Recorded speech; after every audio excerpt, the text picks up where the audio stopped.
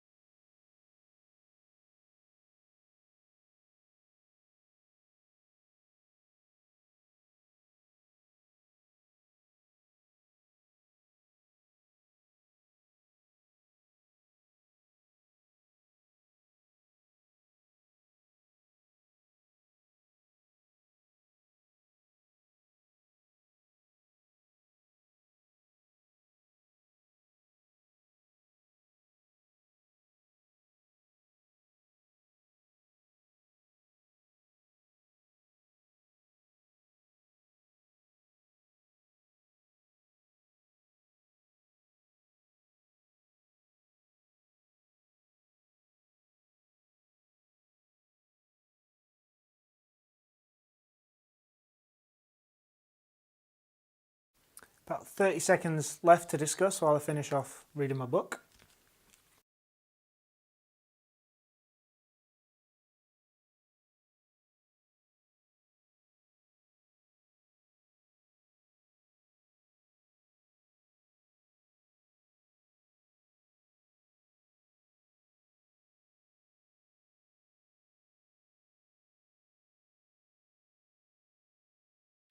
Okay, fantastic. If I can bring everyone back together, I'm hoping that there's a buzz of conversation going on, so I'll just pull you all back in. That'd be great. Fantastic. So we've looked at all that a couple of weeks ago, all this stuff, and you might say, okay, Phil, well, that's all well and good, but this is all Old Testament stuff. It sounds a little bit kind of legalistic. I thought we'd move past this. You know, the law, the Torah. Didn't Jesus kind of do away with all of that?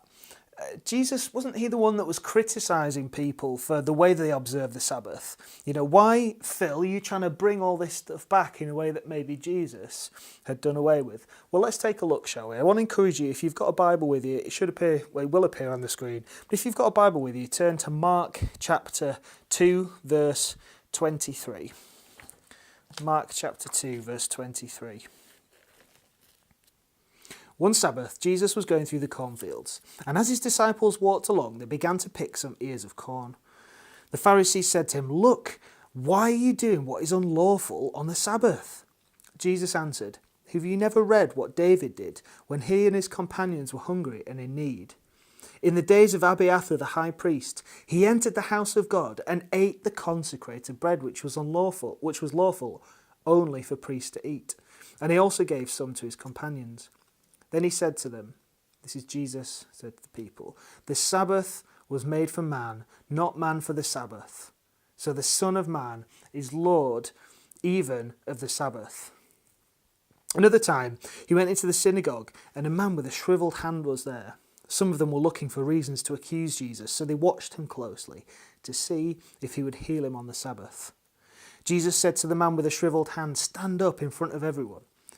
Jesus asked them, "Which is lawful on the Sabbath, to do good or to do evil, to save life or to kill?" But they remained silent. He looked round at them in anger and, deeply distressed in their stubborn hearts, said to the man, "Stretch out your hand." He stretched it out, and his hand was completely restored. Then the Pharisees went out and began to plot with the Herodians how they might kill Jesus. So Jesus has these interactions with the people called the Pharisees on the Sabbath. And on 2 occasions, he's accused of breaking the Jewish laws, the commandments of God, by working on the Sabbath. The first one is for allowing his disciples to harvest grain, the equivalent of having a snack, picking grain from the fields as they walk through. And the second one was by doing the work of healing. Did Jesus really disregard the Sabbath law? For that, first we need to understand a little bit about who the Pharisees are. You see, the Pharisees are often seen as the villains of the piece when it comes to the New Testament, and rightly so, because Jesus had a lot of criticism for the Pharisees. But it's important to understand something about their intentions and the fact that their intentions were good. They were misguided, but good. The Pharisees emerged during the time of the Babylonian exile, when the people of God were captive in Babylon. And everyone understood that the reason that they were in exile, the reason that they were taken away from the land that was promised them, the reason that they were separated from their homes, was a result of the fact that God's people hadn't been keeping his commandments.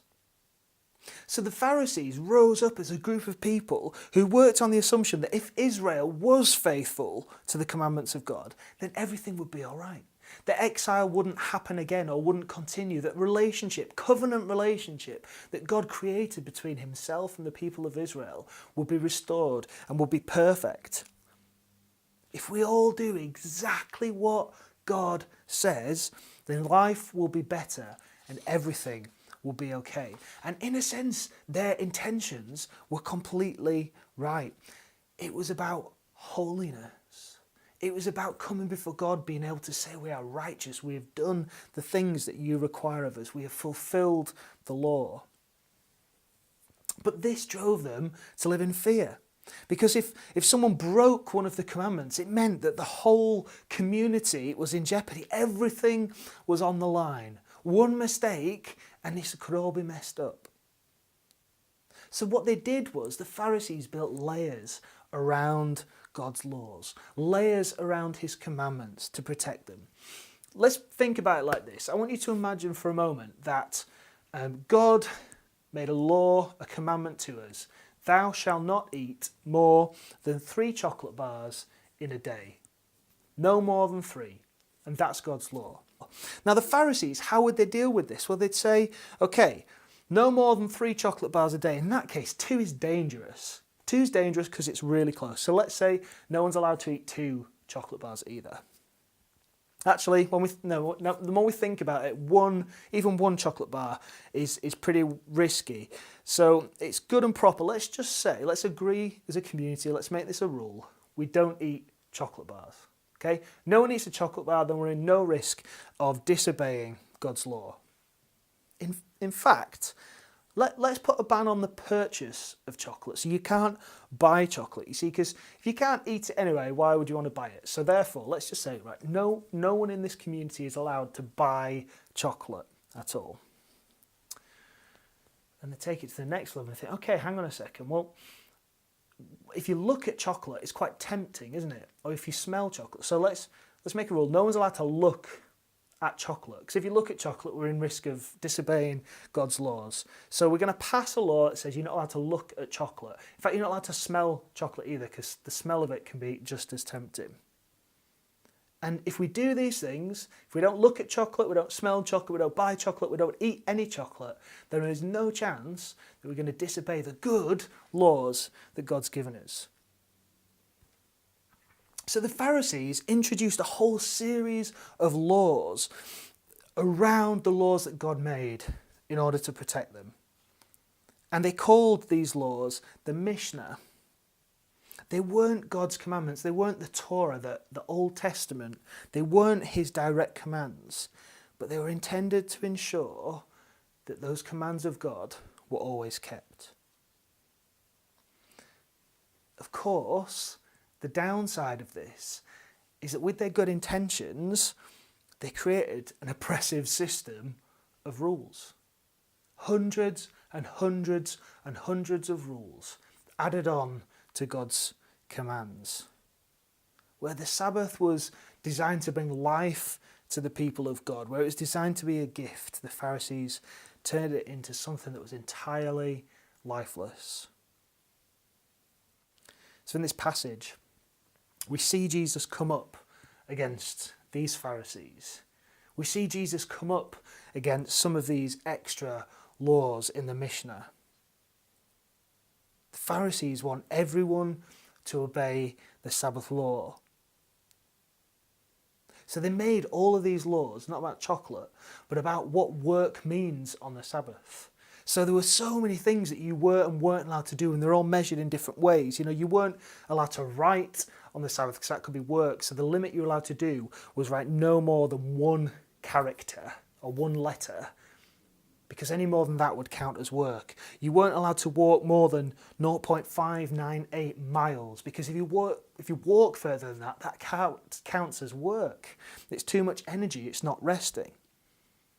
So as the disciples pick the corn from the field as they're going through, they're looking at that and they're saying, it's working. You're harvesting corn. You're taking corn. You're doing the work of a farmer on the Sabbath. And so they were criticized. And when Jesus healed, they look at that and saying, look, you're doing work. You're doing ministry.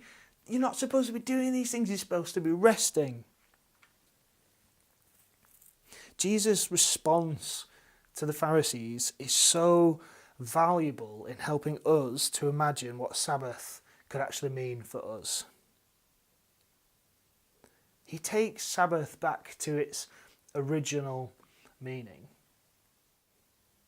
So when he's criticised for doing the healing, which is amazing, by the way, Jesus heals, he's incredible. When he's criticised for doing the healing, his response is this: which is it lawful to do on the Sabbath? To do good or to do evil? To save a life or to kill? To which, of course, the Pharisees have no response, because they know what the right answer to that is.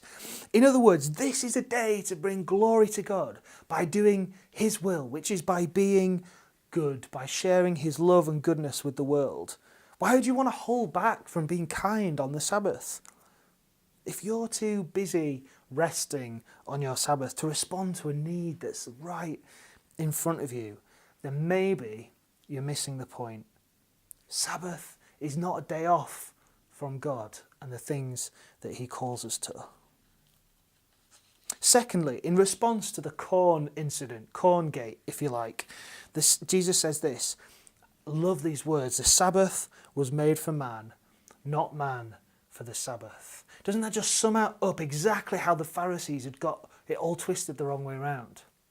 They were serving the Sabbath. Instead, the Sabbath is supposed to serve us. It's a gift and a blessing from God to us.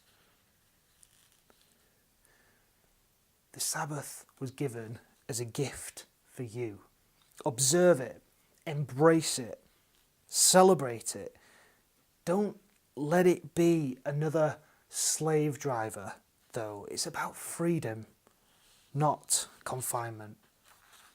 That doesn't mean that it doesn't take commitment and discipline and setting boundaries, and you have to work at it a little bit. Work's the wrong word, but you know exactly what I mean. But it's a gift for us, a gift. The third thing that Jesus says, he said, the Son of Man is Lord even over the Sabbath.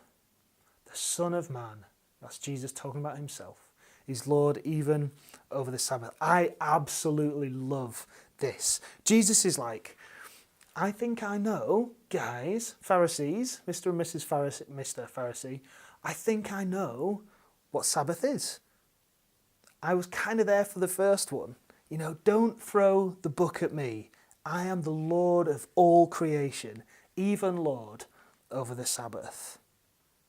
That was like a mic drop moment from Jesus. So let's begin to apply this then for how Sabbath might look for us. And we can establish a few principles straight away from those things. Firstly, Sabbath is for us. It's a day for physical, mental, and spiritual restoration. It's for you, it's for me, it's a gift. And secondly, we shouldn't get too fixated on rules. You know, make a plan, set some boundaries, but it isn't supposed to be burdensome for us. For example, remember to be kind on the Sabbath. In order to help you think about your own Sabbath and how that might look, I just want to take you on a little bit of a journey through our Sabbath. Yours won't look the same as this by any stretch of the imagination, but this is some of the journey that we've been on over the last couple of years, and particularly in the last 6 months as a family. We celebrate our Sabbath from 3 o'clock on a Friday afternoon to 3 o'clock on a Saturday afternoon. And the thing about that is it requires quite a lot of preparation. So from 12 noon till 3 o'clock on Friday, the sort of 3 hours before, I have a block in my diary that's blocked out that just says house jobs. What it should really say is Sabbath jobs. So what that is it's about clearing space ready for the Sabbath celebration ahead. So we make sure that we've got food in the fridge. We make sure the fridge is fully stocked ready. We make sure the house is tidy and clean as much as possible. We run the dishwasher and empty it out so that doesn't have to be done on the Sabbath. We finish off paperwork, we go to the tip, we do any shopping that needs to be done beforehand so we don't shop on the Sabbath. We clear the physical and the mental clutter away, ready to embrace our day of rest. After we pick Caleb up from school, we all come home and we mark the start of our Sabbath, and we do it. I mean, our lounge at the moment, I've got we light this candle in the lounge, this red candle, and we leave that lit, although sometimes, obviously, we have to blow it out. We leave it lit most of the time through the Sabbath as a reminder to us that that is what we're doing. Sometimes at that point we'll start to play some family games together. That's what we often do at that point on a Friday, and we usually put some worship music on in the background. We do it. Sometimes we end up dancing and singing along to worship songs, doing some action songs with the kids. We try to keep the TV off, sometimes for the whole 24 hours. Although, obviously, that depends on the boys' ability to be able to be energised for that amount of time. Sometimes they need that time a little bit just to chill, but we limit the amount of TV on our Sabbath. My phone should be off, or at very least not in my pocket through the Sabbath. Every Friday, me and Caleb, for tea, make pizzas together from scratch. Now for some that'll be work, for us it's a joy. We knead the dough, it's messy and it's fun, and then all the family add their own toppings and we eat a meal together and share about our day and what's happened. We eat ice cream for dessert because that's a treat. Sabbath is definitely not a day for the diet. If you are quite strict with what you eat, then I want to encourage you, use Sabbath as an opportunity to enjoy the fruits and the good things that God has given us. So our food is generally a bit more luxurious on the Sabbath. We do a basic bit of clearing up after the meal, but leave most of it until the next day, until after we've finished the Sabbath. We take longer over the boys' bedtime than usual, so we always sing worship songs and pray, but we take our time, we do a few more songs, we take our time to pray and enjoy being in God's presence. Abby and I try to go to bed early, sometimes for rest. We wake on Saturday morning at a slower pace. We slow things down. It's the only day that our alarms aren't set for early, and it's the only day where we let the boys come in and jump into our bed with us, and we take our time to wake up slowly. We usually then on Saturday morning go for a bike ride or go for a walk or go and find a good playground, do something outdoors if we can. We don't shop at all. We try not to shop at all on the Sabbath. The only thing we might buy is going out to eat a meal or to grab a coffee when out and about. Some Saturdays, Abby and I work out a way that maybe one of us or both of us can have a bit of time for solitude, have a bit of peace and quiet, a bit of personal time to spend with the Lord, to nap, to rest, to take some extra time over things. If it feels like rest, then we'll meet up with family and friends and do some things like that. Some weeks, even though it's the same thing, that just feels like work, and so we don't. I often see out the final hour of our Sabbath in the car, having a bit of solitude as I drive to watch the Huddersfield Town game on Saturday afternoons. In other words, 24 hours of rest, worship, freedom, joy, and no work. And it's great. We absolutely love it. We tweak it from time to time. We get it wrong. I use my phone too much when I shouldn't and those kind of things. But it's amazing. And we're trying to do it as well as we can. So your Sabbath won't look the same. You'll be at different stages of life, different family situations, different commitments, different work patterns, different home situations. I've produced these bits of paper, which hopefully you should have one of. I'll make it appear on the screen now on this side. Ping! Yeah, okay. I produced these bits of paper, which the idea is it sets off some thinking and imagining what Sabbath might be like for us, beginning to make a bit of a plan.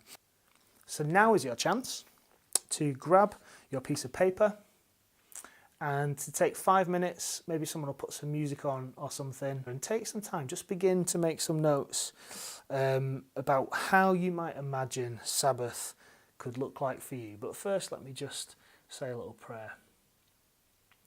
Father God, thank you so much for the gift of Sabbath. And we pray, Lord, that as we dream and imagine what it could be, that you'll inspire us by your Spirit, Lord, that you'll lead us into a new place of freedom and rest and worship and joy in you. Amen.